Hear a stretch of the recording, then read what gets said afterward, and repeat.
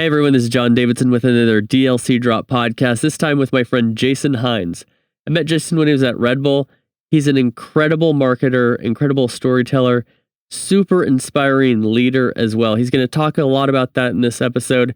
He's also going to give some nuggets on mentorship and restarting your career when you're in a rut. I think you're going to enjoy this one. Drop in the untold stories of industry leaders, influencers, and insights on future innovation. I'm John Davidson, and this is the DLC Drop Podcast. All right, Jason Hines, my good friend, thank you for joining me on the DLC Drop Podcast. We have a lot of conversations one-on-one, and so it's such a pleasure to have a conversation with you here on the podcast for our audience. Man, it's good to be here. It's kind of crazy how many different conversations we've had about all sorts of worldly things. And now we get to actually have one for real and talk about some things that matter. So I'm pretty excited about it. Heck yeah. And I've learned a lot from you. You've been a really inspirational figure in my career. And so I know you have a lot of knowledge to drop on our audience. I want to take our audience back to where we first met. I'm trying to think of exactly when it was. Was it at the Dallas Mavericks headquarters when we met for the first time? Yes, it was. When we met in person, right? Dallas Mavericks headquarters. Yeah. You were sitting on the couch out front, waiting for the meeting to start, walked in, and we both recognized each other's voices, and we were like, all right, greatness someday. Someday. So, let's get at it. Yeah, no, that was a great moment because they were launching one of the NBA 2K League franchises, year one. I was having a lot of conversations with Anthony Morocco, who was there at the time. It was kind of a dream for me, being a huge basketball fan, being a 2K fan, to go there and have these discussions. And they said, yeah, we got Red Bull we're pulling in, and we had a pretty, I want to say, ambitious title release goal that we were going to do something together there, and that didn't quite shake out with a number of logistics. But from there, I think the two of us kind of recognized the energy, and it was like, hey, this is something that we can do together. And then you said, hey John, let me make you look good at GameStop HQ. Let me bring some Red Bull for all the employees. How many employees do you have there? And I said, 1,300. And you're like, oh, let me make a call. And then you called me right back and you said, let's do this. And we gave out 800 cans of Red Bull at GameStop HQ that day. Absolutely. It was kind of like when we first met, it was a little bit of ambition is contagious, but passion is dangerous.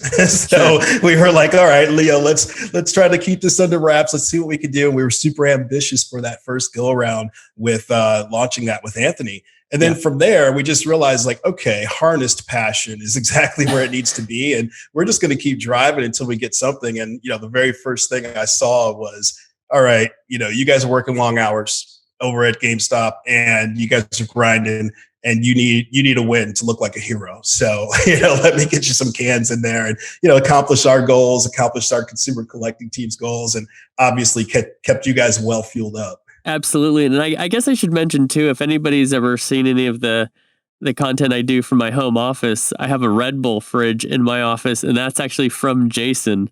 So shout out for the dope brand alignment there, helping me raise the bar and raise my energy level throughout the day. We got to keep you with wings. Heck yeah. So Jason, you're someone who you spent 10 years with Red Bull. You're this amazing storyteller, amazing marketer. I'm always learning so much from you. But to go back to the start of your career, if I understand it right, you had a pretty unorthodox career start. Why don't you take us back and tell us how that got you started? Yeah, no, it was, I was going to school back down in Miami. I was a kid who grew up in Chicago, and then lo and behold, went to school in Miami when my parents had moved there. And wintertime, seeing people just skating around with no shirts on, and just like, it was kind of blowing me away that winter does not exist here. So I fell into the skate scene. Back then, it was early 90s, so it was the rollerblading scene as well as mountain biking and just anything on wheels, just cruising around. So fell on some hard times, had to drop out of school and work full time. And I started working at a skate shop down in Miami Beach. And there were a lot of kids that were coming from underprivileged means, like they just didn't have the ability to be a part of it. I also, at the same time, had a bunch of friends who were really good skaters, and I was really not good. So I kind of looking at my highest, best use, I was like, all right, my dad's got tools in the garage. I could head over to Pops's house, build a ramp, go, save up some money, buy a megaphone, and maybe we could do some shows on the boardwalk over here and raise some money and be able to buy these kids some gear. So that's literally how my career started, was, peddling out, tricks from a megaphone to tourists, and, had a helmet on the ground, collecting money and, using that to buy gear for the kids that couldn't afford it. So, wow. So that's super entrepreneurial. Did your parents have an entrepreneurial background, or was that just kind of how you were wired? No, it was, I tell you what, the wiring of it was so much more about people. I didn't make money. Never got a chance to make money. Spent way more money on. You didn't make money on a megaphone calling out skateboard tricks with a helmet on the ground? I'm shocked. No. It was because it went from, like we're calling out the tricks, and then we're getting the money and we're buying gear. We've got money left over. Okay, let's go to McDonald's. Okay, cool. Let me go buy you guys some cool gear for school. And, it was something where it was so much more about the people. Yeah. And I really believed that they were coming from a place where they didn't have an opportunity to achieve greatness, but they had the talent and they were able to. So I wanted to facilitate that and, be broke at the same time. That was a lesson I learned later on, is that, I can make a living doing things like that. But at the time, it was more so about the people. It's crazy, the coincidence here, because what opened my eyes to business, honestly, was a time at a skate shop as well. But I wasn't working at the skate shop. I skated for the skate shop, and I would go hang out there between community college classes. In fact, a lot of people don't know this, but I was actually going to become a welder. And that's probably super random, but I was signing up for all these welding classes that I was going to start my first semester of college. I used to always go hang out at the skate shop between classes, and they were so busy this one day. They said, John, can you go back to the skateboard wall, and just help people pick out skateboards? Well, I had no idea how much I knew about skateboards until I started selling them. And people who skate know this. A skateboard's very intricate. It's 7 plies. An 1/8 of an inch on a skateboard makes the biggest difference as far as how it rides. Canadian maple, and then the trucks are different alloys. The wheels are different urethane mixtures. And I just fell in love with selling these products. I went to the college counselor's office the next day and changed all my classes to business because of that one experience. And so it sounds like you very similarly were taught a lesson, or maybe you got a little bit of vision of what you could do through the skate shop. Is that accurate? Oh, absolutely. First fact is, anyone who ever works at a skate shop started out just hanging around and lurking at the skate shop. I think that's kind of that's the red thread that goes through for all of us. But for me, it was just the excitement of being around sports that I liked, and then having the opportunity that I could make a little bit of scratch doing that, and being somebody who was an expert in what I love to do. And that extended from being within the skates and bikes, that knowledge, but then translated over to, all right, I'm figuring out how to put on events. I'm figuring out how to run things. I'm building scoring spreadsheets on my own, even though I don't know Excel very well. It's one of those things where the passion kind of leads you down that path. And being at the skate shop absolutely was the kickoff to it. That's awesome. So once you finished not making money with these events, where did you go to make a little money? What was that next step?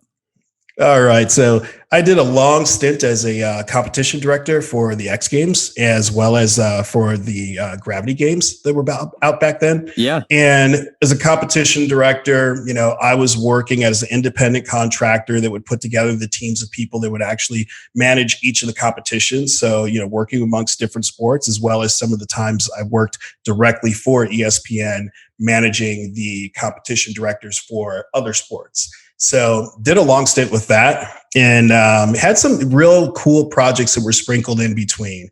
Did a lot of action sports stuff, a lot of tours. At one point had started a company where I was building up competition teams for myself. Cool. So with Mixed Ride Media back in the day, we did that for a while and had contracts with some of the major competition organizations. And then the bulk of it was, took a little vacation to do this event called the 2002 Olympic Winter Games. So Never heard of it. I worked as an associate producer. Yeah, it's it was cold. It's something like that. That's about all you need to know. But where was that one located? That was in Salt Lake City. Was that the first one with snowboarding with Shaun White, or was that a different one? No, that was later on. Okay. But yeah, Salt Lake City though was oh gosh, it was amazing. It was really cool. I got to live there for 9 months, and we were working and grinding the whole time. But it was also really cool just to see that culture and also to see how those people rose to the challenge. And that really ignited me. That really excited me to go after things in my career. And after that, I landed with ASA Entertainment, where I was the international competition director as well as director of partner events. So all of our demo tours, etc. Cool. So tell me, what is it about events specifically that you love? Because you're such an expert. I've seen you in person do this, and you just know everything backwards and forwards. Obviously, you have a very strong passion, but what is it about it that you're so passionate about? I think it really is that it's just this piece of the storytelling, but it's the part that is the most impactful in front of the consumer. So, when we look at what goes into all of the different events, like when, for instance, working with ASA or the X Games, et cetera, those are platforms to be able to tell the story about a multitude of different brands, as well as, the X Games has their own brand that we're telling the story about and that they've built up for many years. Right. When I look at Red Bull, what really inspired me was so many different facets go into telling that story of that brand, but it culminates with the actual event on site. It's the closest place that consumers can get to where they are truly inspired. Like there's a lot of, as everyone knows, Red Bull, so much video content that is just absolutely amazing. Like the moving images there, just second to none. But with an event, it's just such a different feel that it makes that can resonate so much more. And people feel like, okay, that's cool. You guys built an event, when they don't realize that 90% of the work was the campaign behind it, when they didn't know that I saw the event at the store. Oh, it creeped in as an advertisement online. Oh, I saw this news piece that was about this athlete that was in there. Like there's so many different facets to integrated marketing that people don't see. That by the time it gets to the event, they're like, oh, I'm in love with it. And they don't realize that's because you've gone on 5 or 6 first dates, it's been put out there for you and you just haven't realized it yet. But right now, that was the goal, was for you to fall in love with what you're seeing. So that part just really excites me, just really being able to deliver on what the consumer wants to be inspired by. Well, and when you talk about, the consumer not necessarily realizing those things, but they're impacted by them, a lot of brands don't realize that either, right? And so I know that you work with a lot of brands now. You do a lot of this integrated marketing, and talk a little bit about some of the very important steps that brands should be taking into consideration that maybe they're not always realizing, things that you learned through your time at Red Bull and your other roles there. Most important, you have to have an absolute vision of what that consumer takes away at the pinnacle moment of whatever campaign it is. You have to have a vision in your mind and know exactly, what do you want them to feel? What do you want them to say? How do you want them to think? What do you want, what do you want their facial expression to be? What do you want them to tell their friends? How do you want them to act when they hit that pinnacle moment of it? And once you get that vision together, then you have to use that as your red thread that goes all the way through. Everything counts towards that, because most of the times brands look at a lot of their campaigns as kind of a list, and it's like a list from top to bottom of, let's just list out all the cool things that we can do with it. And that's not what it is. You have to list out, here is exactly where we want to go. And it's a horizontal line that goes all the way across from the moment that we start seeding it so that the people can get that first date with said campaign, all the way through to where they're so enamored that they arrive on site and they're just like, oh, it's awesome. Yeah. And it doesn't happen overnight. And it's steps that build on top of each other. What would you say are some of the steps that brands miss the most? So you're going to have some brands that don't have a clue, right? And so I don't think these are the brands we're talking to, but we're talking to people who have a little bit of a clue. They're kind of halfway there, but like we're talking about, if you're building on stuff, if you miss a step, you're going to miss your customer, right? And you're not going to be able to hit that vision you have for them.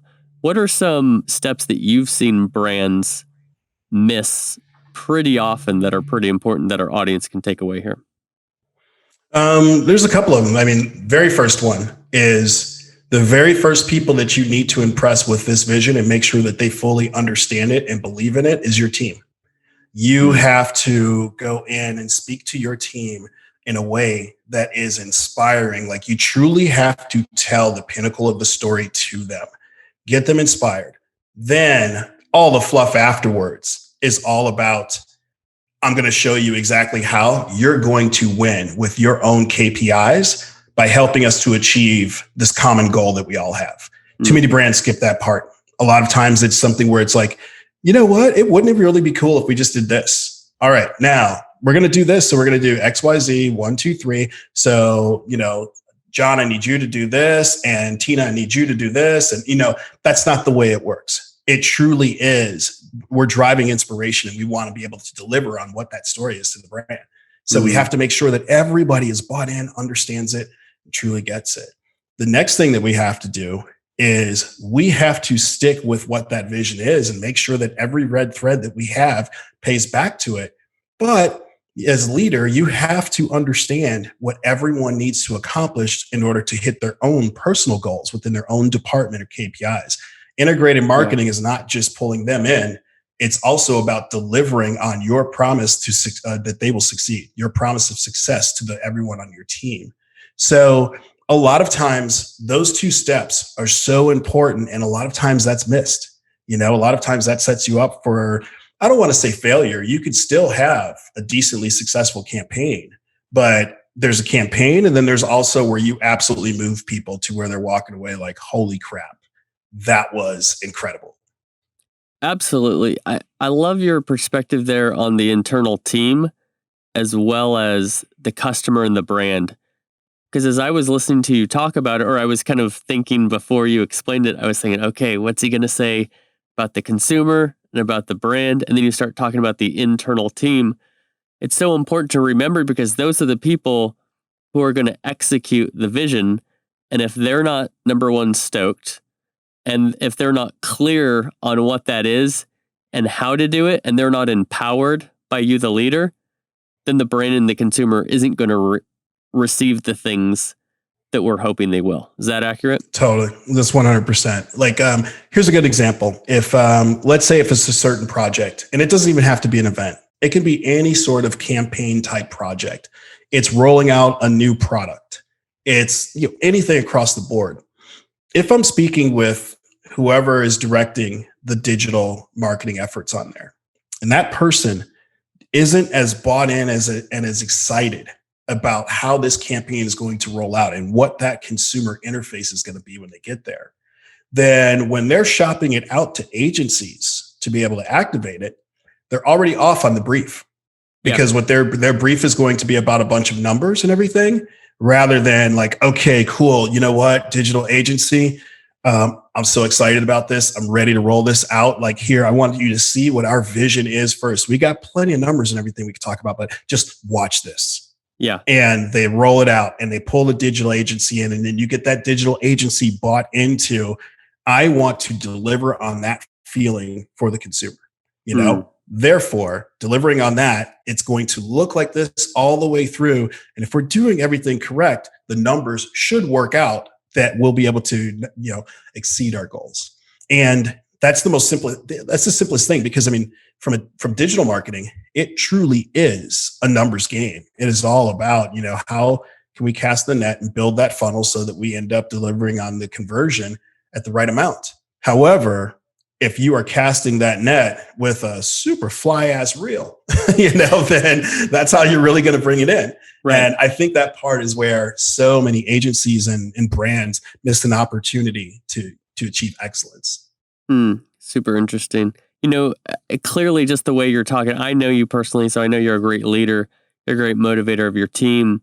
But I think people listening to this are gonna understand that very quickly here. I know you're a big believer in the power of we. So can you talk a little bit about what that means? Yeah, 100%. Like, all of us are exceptional in one way or another. We understand that. But we're all exceptional in different ways.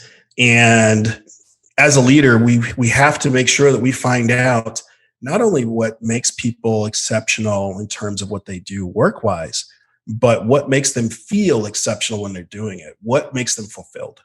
What really gets people inspired by doing certain types of work or working in a certain way.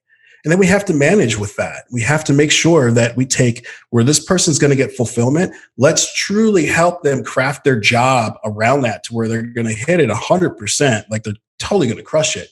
But then they're also really enjoying what they're doing, and that they're looking to us, not only as a guide or a mentor, but they're also looking to us as a great cheerleader, somebody who is really helping them to get along with it. Everyone has their struggles, and when people struggle, we try to give them what we can to keep them on track. But just because they're on track doesn't mean that we can't still push them to go faster. Right. And roll their windows down, let the hair blow. Like, we really have to do everything we can so that people enjoy the ride, because that's when they're going to keep it going fast. And I really do think that the power of once we get like that and everybody is firing on all of those cylinders, we all understand what each other is doing. We know how to do it. And when we're in sync like that, I see opportunities for this person's department that's crossover here. I see ways to optimize this campaign over here. I might see something that could end up being a bad challenge, and have some foresight to it that, hey, group, let's talk about it. Even though this isn't in my department, I know that it's in your department, and it's something that down the road, it could derail it. So if we have the ability to work as one, just centralized hive unit, and we trust the person that is leading us and giving us the direction on where we're going with it and has that vision for the end, we're all shooting for the same thing, and we'll be able to achieve a lot more. I love that. I've experienced as an employee, working in a big company where it was square peg round hole, and the leadership and my manager was saying, John, you need to fit into this mold, a mold that I didn't fit into. And then I've also been in another company where they said, the way you do your job is the way you're going to be more successful. Like the way you figure out how to do your job.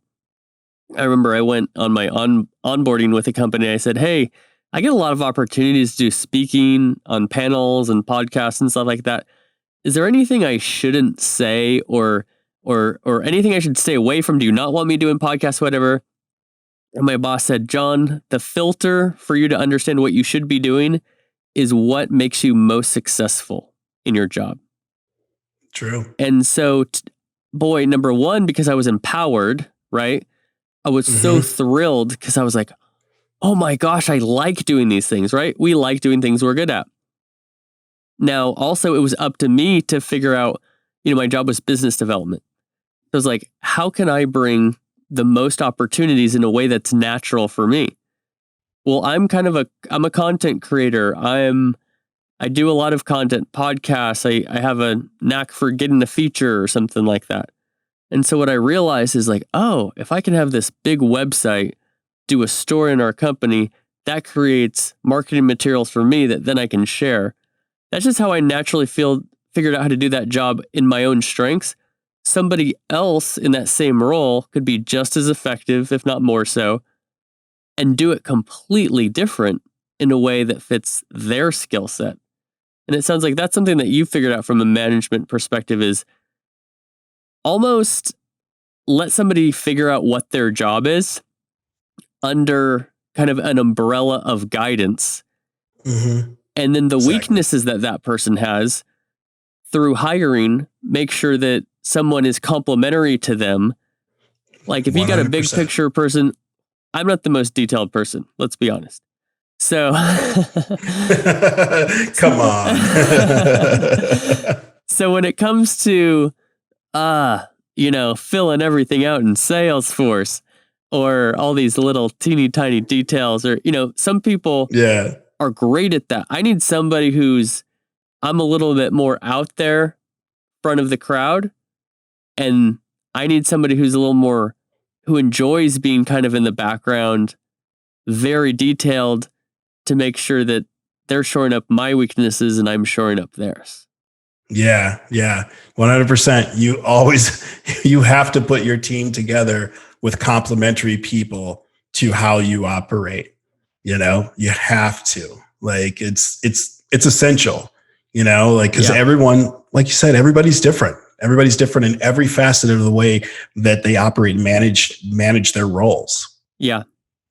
Well, I want to talk a little bit about your time at Red Bull, because I think a lot of the audience is going to say, oh my gosh, like, this guy was at Red Bull for 10 years.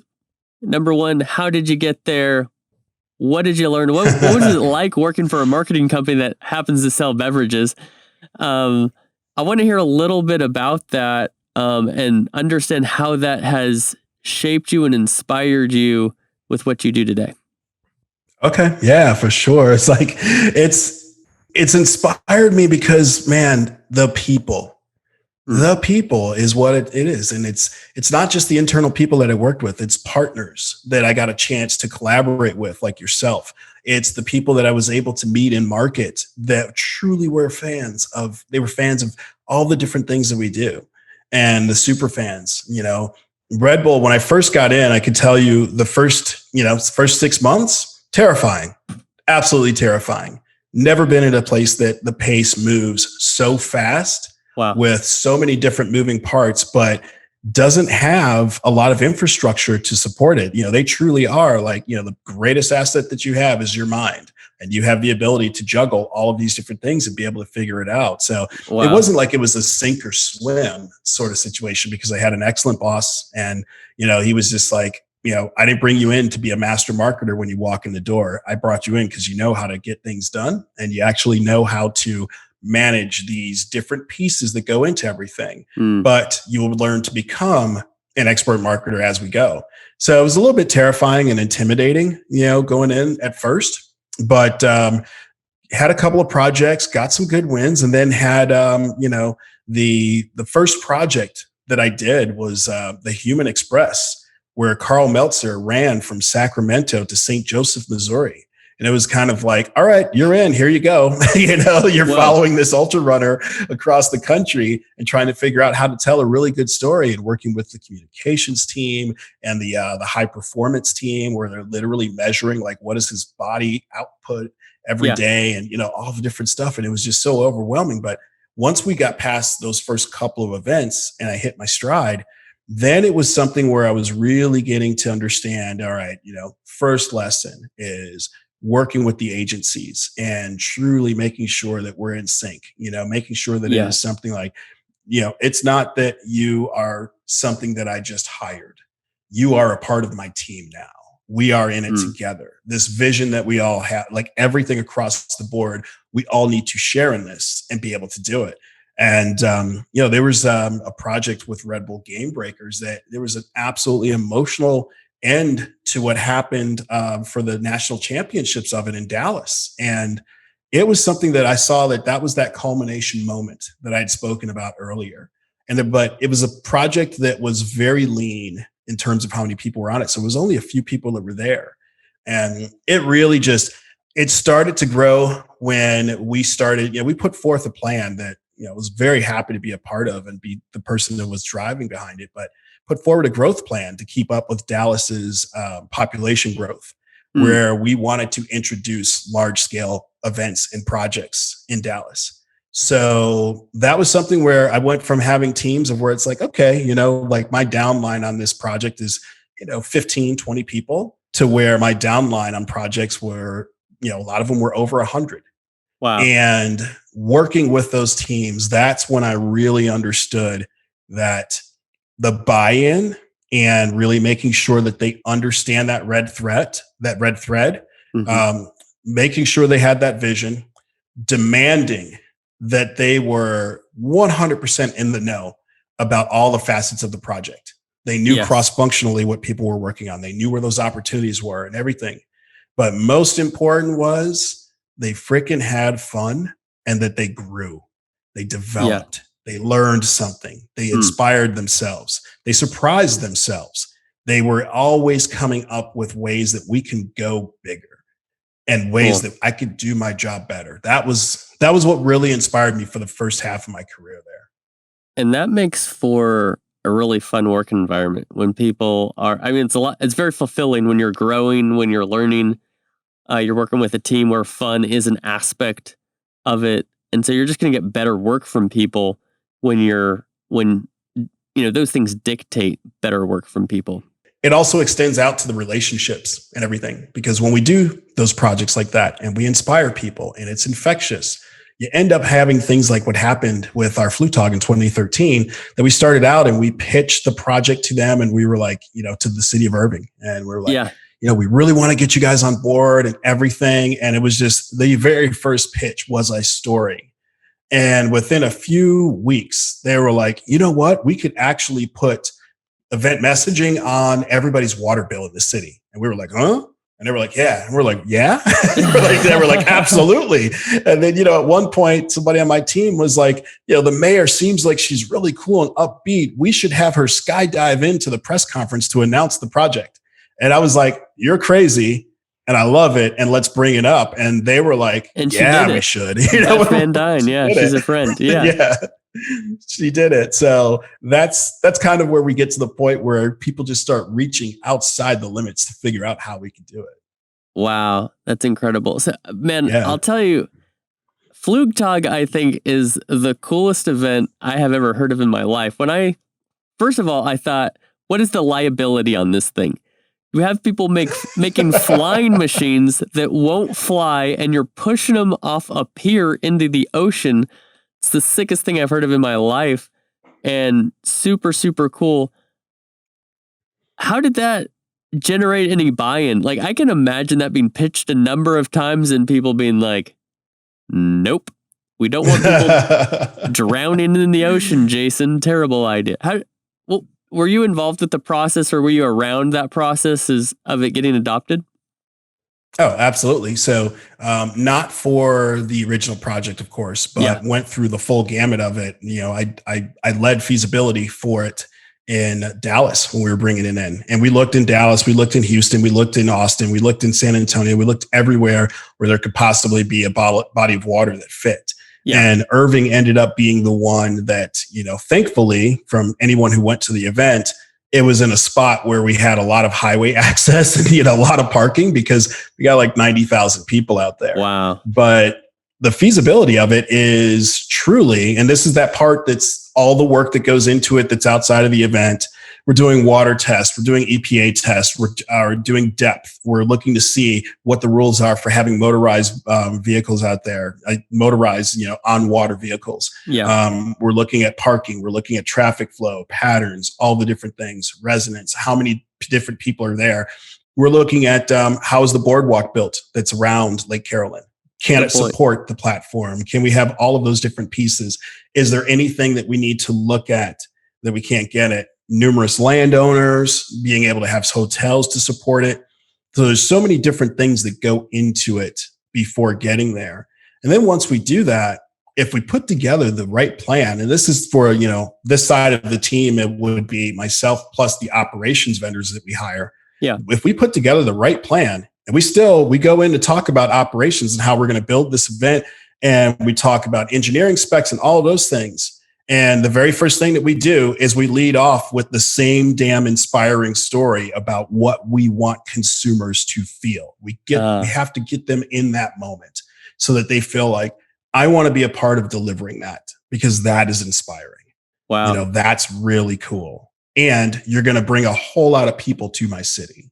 So every single meeting starts with the right type of video, the right rollout for people that are seeing it for the first time, to make sure that they're bought in. Just because it's, the police chief doesn't mean that the police chief can't be inspired and excited about what he's seeing on the screen and the story that he's hearing coming out of my big fat mouth while he's drinking a Red Bull. That's all a part of it.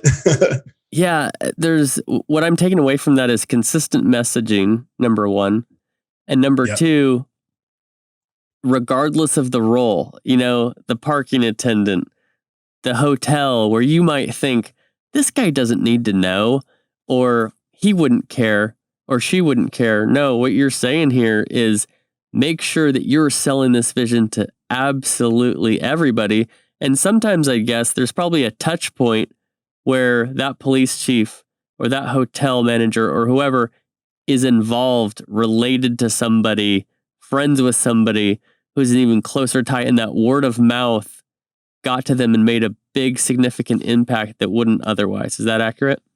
100%, and whether it's that person is a friend who we want to be inspired by it, or that person is a gatekeeper to something that we need in order to make the event a reality. Right. Either way, we need to make sure that it's there. Like, I have some of my best friends that I have from Dallas are people that worked at restaurants that were close to wherever we were doing an event, because I would always tell my team, nope, you're not driving back downtown. We're going to go have lunch or dinner after this meeting, or we're going to host a meeting with the people that we're going into their neighborhood. We want them to feel a part of it. Yeah. And build those relationships. And I've been at some of those with you, and it's super cool. And you treat, the wait staff great, and you tip them well. And being part of a cool brand too, they're like, oh, you guys are with Red Bull. That's cool. Then they find out, oh, you're cool people. Then you're getting more brand buy-in. And I guarantee you the next time that person goes to 7-Eleven or Circle K or somewhere to grab a beverage, higher likelihood that they're going to grab a Red Bull because they had a great experience with you. 100%. It's something I think that's a big part, like going back to what you asked earlier. It's another part that a lot of brands miss, or agencies that are representing brands. How can you be an ambassador and an advocate and, just really support what that message is on or off the clock? It doesn't take any more energy. Of course, there's times where it's like, all right, I just want to go in, grab something, it's a bite to eat, just chillax by myself. But most of the time it's super easy to still be an evangelical for it. Absolutely. I love that. Well, I know that Red Bull was a really impactful piece of your career, but there's another fork in the road that was very impactful and more recent, and that's Moonshot Collective. Why don't you tell us a little bit about that? Yeah, it's definitely, I was at a point when in my career, I hadn't maxed out what I could do at Red Bull, but Red Bull was changing. And Red Bull was something where, agree or disagree that the company was going in a different direction, that a lot of people like myself, there wasn't much opportunity for us to, I guess the best way is an old dog can learn new tricks, but a lot of times people are just looking for a new dog, so, and it was something where, the exit from it, no regrets. I decided that rather than continue to keep doing the roles that I was working in, I decided that it was time to take a break and, really be able to find what my passion was. So in December of 31st, 2019, that was my last day with Red Bull. And when I departed, a very, very good friend and mentor of mine, AK Agogome, he asked a very, very good question of me, which was, when's the last time you had more than 2 weeks off? and I was like, oh man, my wife and I, we take a nice vacation every year. And, normally like for the holidays and he's like, no. I'm talking about, when was the last time that you had more than 2 weeks off that it didn't involve you were coming back to jump into the next thing? And he said, I don't know. Whenever you weren't making money with that megaphone and the pretty much. So, I told him honestly, I said, I don't know. Yeah. And he's like, oh, I know you don't know. I'm telling you that I need you to tell me. And I was like, oh dude, I don't know how I'm going to. He's like, no, I'm being serious. So I just started counting back and looking at it. And I was like, okay, when I was in between this skate shop and this skate park, and I was working as a freelance person for ESPN and took some time off then, it was like 1997. And he's like, dude, your wife and you take care of yourself. She just started a business, everything, like take some time off. Yeah. And I was like, okay, yeah, you know what? I'll take a few weeks off. He's like, no. I mean, some time, meaning like at least 6 months. He's like, get out there and really just get yourself back get yourself back and take those lessons that you've learned and also how much growth you've had. Wow. And figure out what you're going to put it to for better use rather than going into doing the same thing. What's your next level of growth? So I did that, and I realized first and foremost, I missed Red Bull. It was a tough breakup. It was something where I was like, it'd been a part of my life, and so much of it was a part of my social construct that I missed it, and I was looking for something to kind of replace that. And right about the same time, another great mentor of mine, Ravi Rajkumar, he had said, "Hey, I think you should talk to Perry and myself about possibly becoming a part of our professional group." So I did, and within the first week, just the way that we kind of dissected what my intellectual process is. If we dissected like what are my instincts and how I act, what are the reasons behind why I am the way I am, and why can I turn that into a superpower that drives maximum fulfillment, but also it's my process that gets the best results for my clients. And within 2 weeks, I knew that I had replaced what I felt like I lost. It was something that was just so poignant. And it's been ever since then.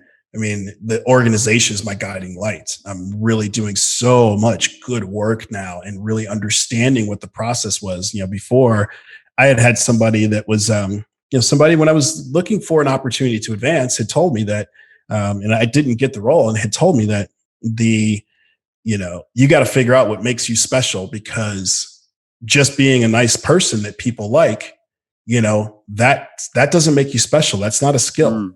Interesting. And I was just, I was taken aback and I was kind of hurt and everything. And what the Moonshot Collective has taught me is that observation that he had was wrong. I have the ability to inspire and to drive belief with the people that work with me. Also, the way for them to trust me is very uncanny. On the flip side, I make a mentor-mentee leader and a group. I make a pact with them that I will lead you to success and do everything I possibly can to do that. Wow. And it's unspoken, but I have the ability to translate that over. And that is what makes me special, that people can follow and can be confident that they'll get the results and that they will perform better.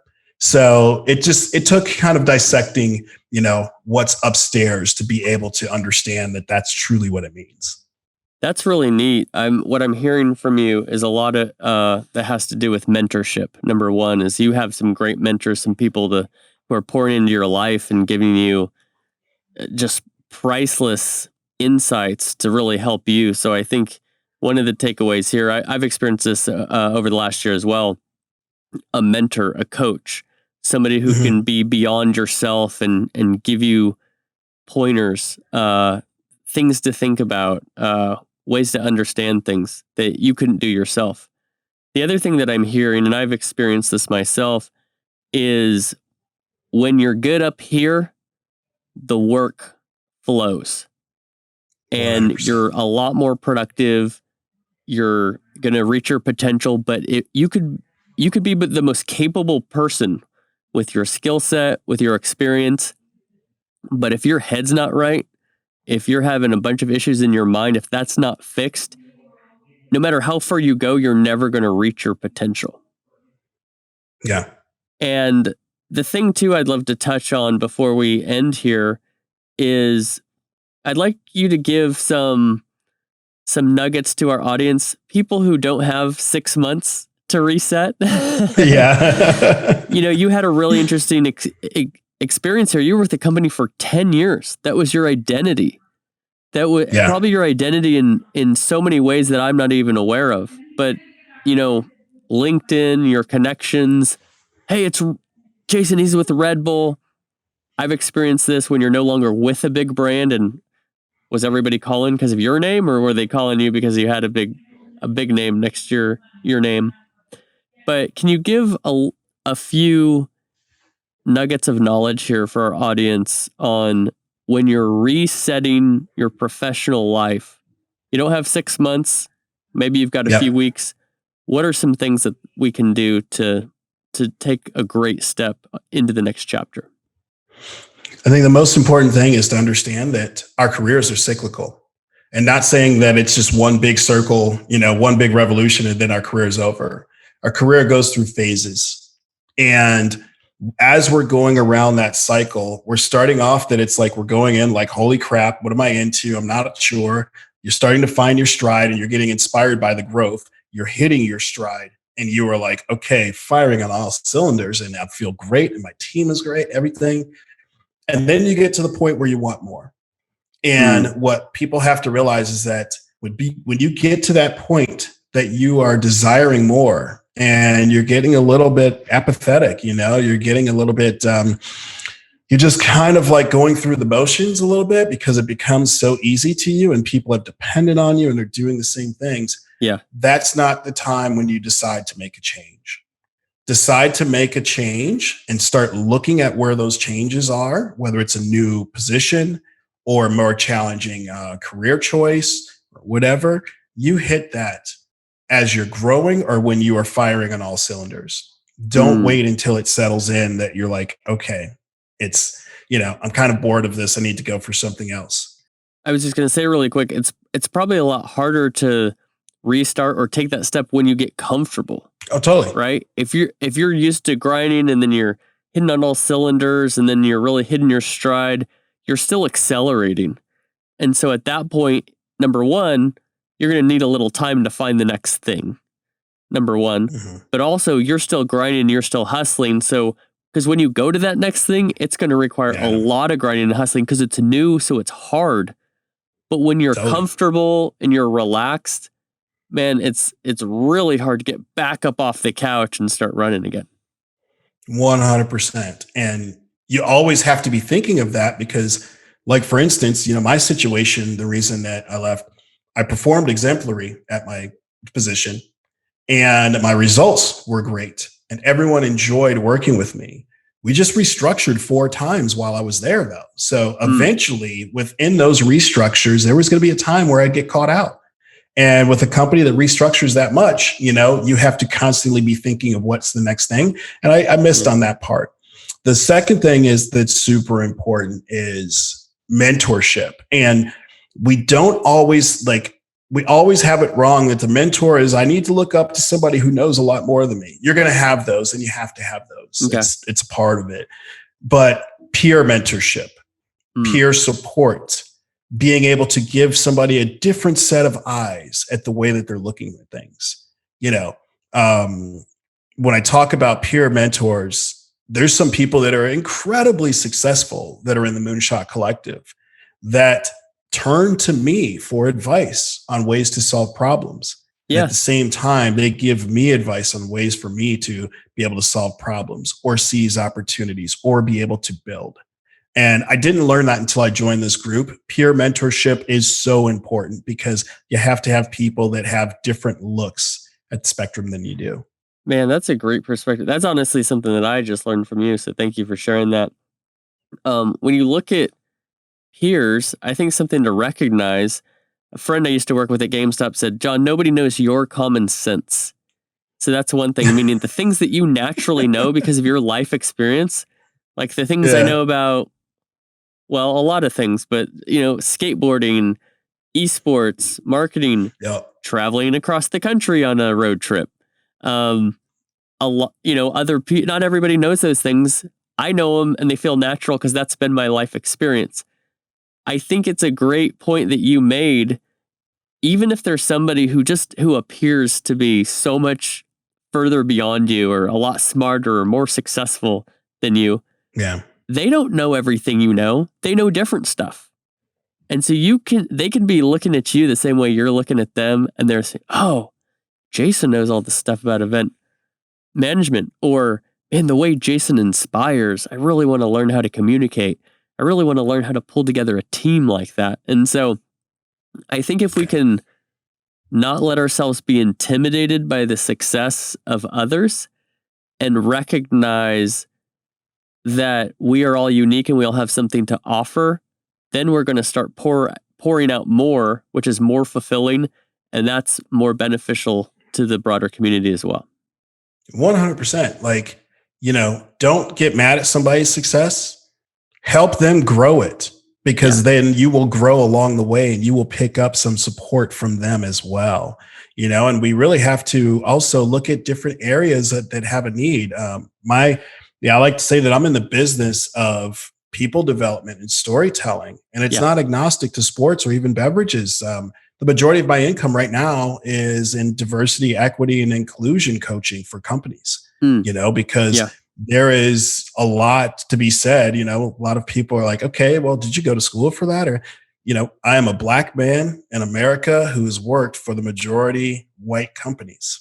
Right. I understand what it's like. I'm a Black person in America who has had to, endure my overwhelming share of racism. Sure. And that's not to say that I blame everybody for it. Sure. That's not to say that I'm mad, but I'm saying everyone, let's just acknowledge it and let's figure out the ways to fix it so that our kids and the kids after them don't have to work on it. I can do that with the skills that I possess, and I can deliver it in a way that is going to inspire people to change. So I think it's a matter of really having your eyes open to be able to see like what truly is my superpower outside of what I do for a trade, and be able to drive that. Yeah, I have a friend who she was on the podcast as well, Gabrielle Boucher. She wrote a book with her husband called The Purpose Factor, and they have a company called The Purpose Company. And she shared with me, she said, I help people find their purpose all the time. This is her business. She said, awesome. More often than not, someone's purpose is what they've overcome themselves and helping other people do it. And so what you just said about equality and equity, fighting racism in the workplace and things of that nature, you've lived that. And so now you're helping companies and people overcome that. And I think that's incredible. Yeah, I love it. It's incredibly fulfilling. And it's inspiring to see people who are labeled as like, oh man, they're absolutely horrible, they don't understand, to see that aha moment when they're like, holy crap, I totally get it. And I never looked at it that way, and what can I do to help? And it's like, you've acknowledged it. You can put in work, or you can clear the way and support the people that are trying to drive the change. I'm not asking you to do all the work, but just now that you've acknowledged it, we've already won. We've already gotten somewhere. So I can imagine that's incredibly fulfilling. Yeah, it is. Well, we've reached the end of our podcast here. We talked a lot about inspiration. You've inspired me in this episode. You inspire me every time we talk, man. We got off the phone. Sometimes we'll talk for a few hours and I'm just like, let's go. I'm so ready to grind and build some strategy and like do some new stuff I've never done before. And I can just feel that I think our audience is going to be inspired by this episode as well. So before I let you go, will you let our audience know a few ways to get a hold of you and ways that'd be beneficial to you? Yeah, absolutely. I do a few different things. So LinkedIn is the easiest way to get a hold of me for anything professional wise. So, not only diversity, equity, and inclusion, but also integrated marketing and just all around thought leadership and seeing how we can make people the best they can be. So that's one spot. The Moonshot Collective.com. That is where our professional group is. We're going through a branding refresh. So, stay tuned. Going to be launching our new website and everything soon. But it's something where if you're looking for that sort of just that group to latch into that is all about support, development, and really pushing yourself forward, I definitely say check us out and just, let's have a conversation. There's no obligation or anything, but, see if it's something that could be for you. That's another spot. And then on the side, when I'm, got the Clark Kent glasses on and everything, I really love to barbecue, garden, and travel on points and miles around the world. So my Instagram is kind of entertaining sometimes. So just Instagram @MixRideJ. Cool. Well, I'll definitely be checking those out. Our audience will as well. Man, thank you so much for coming on the podcast. It's great to have another conversation. I think everyone's going to get a lot out of this. Thanks for joining us. Yeah, brother. It's good to be here, man. Thank you so much for having me. All right. That's another one in the books for the DLC Drop podcast. Our guest, Jason Hines. Thank you for listening to the DLC Drop podcast. This podcast is part of the Esports Future Podcast Network and produced by Innovation Media Enterprises. Make sure you subscribe on your favorite podcast channel and leave us a review.